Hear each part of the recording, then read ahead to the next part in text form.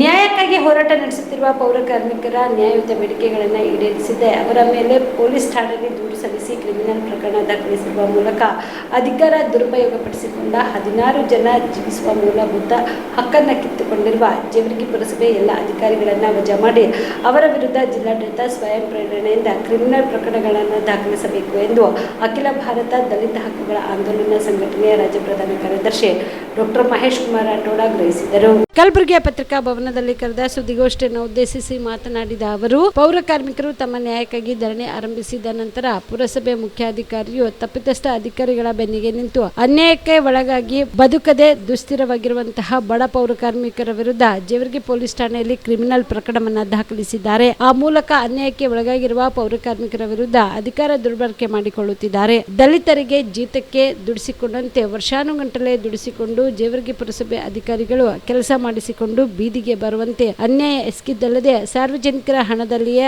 ಅವರು ವಿರುದ್ಧ ದಾವೆ ಹೂಡುವ ಮೂಲಕ ಅಧಿಕಾರ ದುರ್ಬಳಕೆ ಪರಮಾವಧಿ ತಲುಪಿದ್ದಾರೆ. ಅಧಿಕಾರಿಗಳ ಈ ಅತಿರೇಕದ ವರ್ತನೆಗೆ ಕಡಿವಾಣ ಹಾಕಬೇಕಿದ್ದ ಶಾಸಕ ಡಾಕ್ಟರ್ ಅಜಯ್ ಸಿಂಗ್ ಅವರು ಅಧಿಕಾರಿಗಳ ತಾಳಕ್ಕೆ ತಕ್ಕಂತೆ ವರ್ತಿಸುತ್ತಾ ತಾನು ಅತ್ಯಂತ ಅಸಮರ್ಥ ಶಾಸಕ ಎಂದು ತೋರಿಸಿಕೊಟ್ಟಿದ್ದಾರೆ. ಇಂದಿಗೆ ಧರಣಿ ಸತ್ಯಾಗ್ರಹ ಆರಂಭವಾಗಿ 39 ದಿನಗಳಾಗಿವೆ. ಕಳೆದ 39 ದಿನಗಳಿಂದ ಪೌರ ಕಾರ್ಮಿಕರು ತಡೆದುಕೊಳ್ಳಲಾಗದ ಬಿಸಿಲಿನಲ್ಲಿಯೇ ಮಧ್ಯೆ ಸುರಿದ ಅಕಾಲಿಕ ಮಳೆಯಲ್ಲಿ ಜೇವರ್ಗಿಯಲ್ಲಿ ಇತ್ತೀಚೆಗೆ ಬೀಸಿದ ಬಿರುಗಾಳಿಯಲ್ಲಿ ಅಬ್ಬರಿಸಿದ ಸಿಡಿಲಿನ ಮಧ್ಯೆ ತಮ್ಮ ಜೀವನವನ್ನ ಪಣಕ್ಕಿಟ್ಟು ಹೋರಾಟ ನಡೆಸುತ್ತಿದ್ದಾರೆ ಎಂದರು. ವೇತನ ಕೊಡಬೇಕು ಅಂತೇಳಿ ಮಾನ್ಯ ಉಪ ಕಾರ್ಮಿಕ ಆಯುಕ್ತರು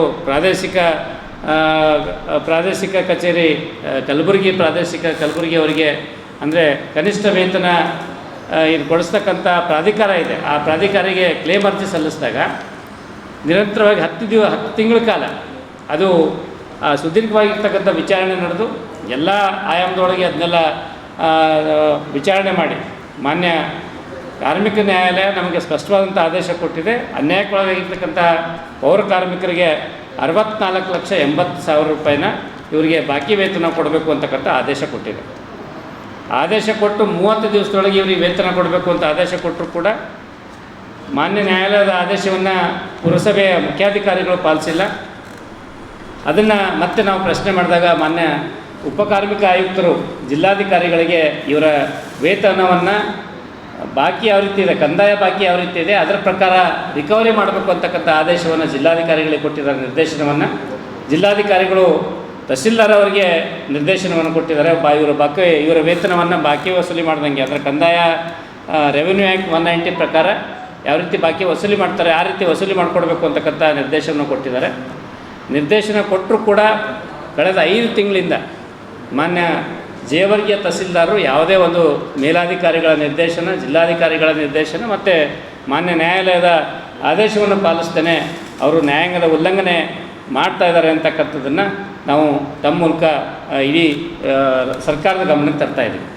ಇಷ್ಟೆಲ್ಲ ಅನ್ಯಾಯ ಆದರೂ ಕೂಡ ಇದನ್ನು ಸರಿಪಡಿಸ್ರಿ ಅಂತೇಳಿ ನಾವು ಮಾರ್ಚ್ 13ನೇ ತಾರೀಕಿಂದ ಜೇವರ್ಗಿ ತಹಸೀಲ್ ಆಫೀಸ್ ಎದುರುಗಡೆ ಕೂತ್ಕೊಂಡ್ರೆ ಅನಿರ್ದಿಷ್ಟ ಧರಣಿ ಸತ್ಯಾಗ್ರಹ ಪ್ರಾರಂಭ ಮಾಡಿದ್ದೀವಿ.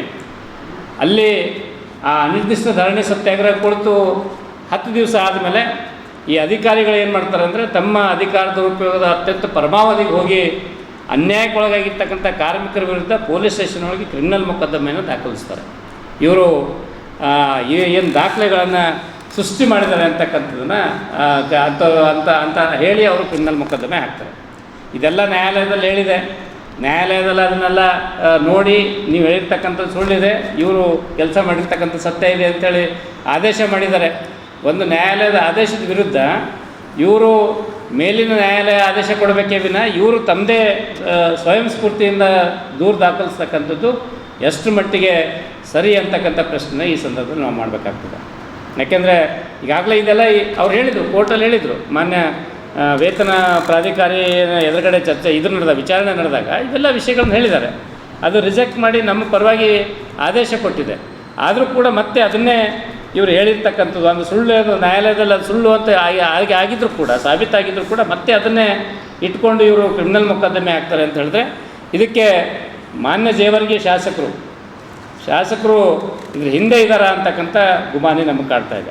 ಯಾಕೆ ಅಂತ ಹೇಳಿದ್ರೆ ಯಾವುದೇ ಒಂದು ದೊಡ್ಡ ಅಪರಾಧ ನಡೆದರೂ ಕೂಡ ಶಾಸಕರು ಹೇಳ್ದೇ ಒತ್ತಡ ಬೀಳದೇ ಯಾವುದೇ ಒಂದು FIR ದಾಖಲೆ ಮಾಡದೇ ಇರ್ತಕ್ಕಂಥ ಪೊಲೀಸ್ ಸ್ಟೇಷನ್ ಒಳಗೆ ಅನ್ಯಾಯಕ್ಕೊಳಗಾಗಿರ್ತಕ್ಕಂಥವ್ರು 16 ವರ್ಷ ದುಡಿಸ್ಕೊಂಡಿರ್ತಕ್ಕಂಥ ಪುರಸಭೆ ಅಧಿಕಾರಿಗಳು ಇವರಿಗೆ ಅನ್ಯಾಯ ಮಾಡಿ ಇವ್ರ ದಾಖಲೆ ಸರಿಯಾಗಿ ಮೇಂಟೈನ್ ಮಾಡ್ದೇ ಇವ್ರ ಸಂಬಳ ಕೊಡ್ದೇ ಇವರಿಗೆ ಬೀದಿ ಮೇಲೆ ಬಿಟ್ಟು ಇವ್ರ ಜೀವ ಸಾಕನ್ನು ಕಸಿದುಕೊಂಡು ಇವರಿಗೆ ನ್ಯಾಯ ಕೊಡಿಸ್ಬೇಕಾಗಿರ್ತಕ್ಕಂಥವ್ರು ಅಥವಾ ಇವರು ಬಿಪಿಎಲ್ ರೇಷನ್ ಕಾರ್ಡ್ ಹಾಗೂ ಆಯುಷ್ಮಾನ್ ಕಾರ್ಡ್ ಫಲಾನುಭವಿಗಳಿಗೆ ಸುಜಿನಿ ಆಸ್ಪತ್ರೆಯಲ್ಲಿ ಉಚಿತ ಚಿಕಿತ್ಸೆ. ಕಲಬುರಗಿಯಲ್ಲಿ ಸ್ತ್ರೀ ರೋಗ ಹಾಗೂ ಮಕ್ಕಳ ಚಿಕಿತ್ಸೆಗಾಗಿಯೇ ಪ್ರತ್ಯೇಕ ಆಸ್ಪತ್ರೆ ಪ್ರಾರಂಭ. ಸುಜಿನಿ ಕಲ್ಯಾಣ ಕರ್ನಾಟಕ ಭಾಗದ ಅತ್ಯಾಧುನಿಕ ತಾಯಿ ಮತ್ತು ಶಿಶುವಿನ ಆರೈಕೆಯ ಆಸ್ಪತ್ರೆ. ಸ್ತ್ರೀ ರೋಗ ತಜ್ಞ ಖ್ಯಾತ ವೈದ್ಯರು ಹಾಗೂ ಮಕ್ಕಳ ತಜ್ಞ ಖ್ಯಾತ ವೈದ್ಯರ ತಂಡದಿಂದ ಕಡಿಮೆ ದರದಲ್ಲಿ ಚಿಕಿತ್ಸೆ, ವಿಶ್ವ ದರ್ಜೆಯ ಉಪಕರಣಗಳ ಮತ್ತು ಅತ್ಯಾಧುನಿಕ ಐಸಿಯು, ಎನ್ಐಸಿಯು ಹಾಗೂ ಇತರೆ ಸೌಲಭ್ಯಗಳಿಂದ ಮಕ್ಕಳಿಗೆ ಗುಣಮಟ್ಟದ ಆರೈಕೆ. ಸುಜಿನಿ ಆಸ್ಪತ್ರೆಯಲ್ಲಿನ ಸೌಲಭ್ಯಗಳು: ದಿನದ 24 ಗಂಟೆಯಲ್ಲಿ ತುರ್ತು ಸೇವೆ, ಹೈ ರಿಸ್ಕ್ ಗರ್ಭಧಾರಣೆ, ಒಬೆಸ್ಟ್ರಿಕ್ ಐಸಿಯು, ನವಜಾತ ಮತ್ತು ಶಿಶು ಐಸಿಯು, ಶಿಶು ಸಂಬಂಧಿತ ಶಸ್ತ್ರಚಿಕಿತ್ಸೆ, ಲ್ಯಾಪ್ರೋಸ್ಕೋಪಿ, ಲಸಿಕಾಕರಣ, ತಜ್ಞ ವೈದ್ಯರ ಸಲಹೆ, ಡಯಾಗ್ನೋಸ್ಟಿಕ್ ಮತ್ತು ಅಲ್ಟ್ರಾಸೌಂಡ್ ಸೇರಿದಂತೆ ಅನೇಕ ಸೌಲಭ್ಯಗಳು ನಿಮ್ಮ ಸುಜಿನಿ ಆಸ್ಪತ್ರೆಯಲ್ಲಿ ಲಭ್ಯ. ಹೆಚ್ಚಿನ ಮಾಹಿತಿಗಾಗಿ ಸಂಪರ್ಕಿಸಿ ಸುಜಿನಿ ಆಸ್ಪತ್ರೆ, ಬಿಗ್ ಬಜಾರ್ ಎದುರುಗಡೆಗೆ, ಕಲಬುರಗಿ. ದೂರವಾಣಿ ಸಂಖ್ಯೆ 08472 272727 ಅಥವಾ ಮೊಬೈಲ್ ನಂಬರ್ 9900427814.